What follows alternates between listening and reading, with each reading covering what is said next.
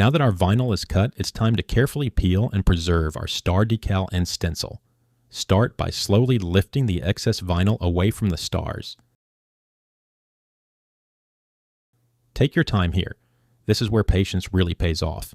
You want the stars themselves to stay in place on the backing sheet and ensure the single piece stencil doesn't tear and remains intact.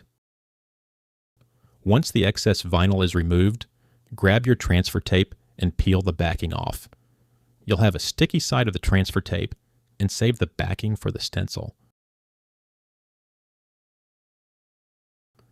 Lay the sticky side directly over the stars. It's best to line this up and just let the transfer tape fall lightly and naturally. Then press it down firmly, working from the center outward to avoid bubbles. A scraper or even a credit card works great here to make sure everything is fully adhered.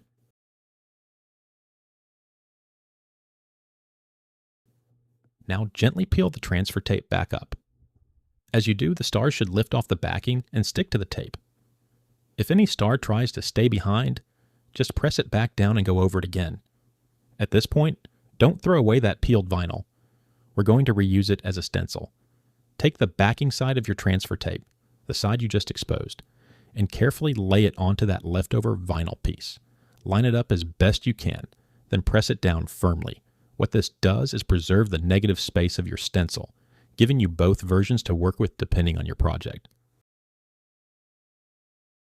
And just like that, you've got a clean star layout ready to apply, plus a backup stencil saved for later use.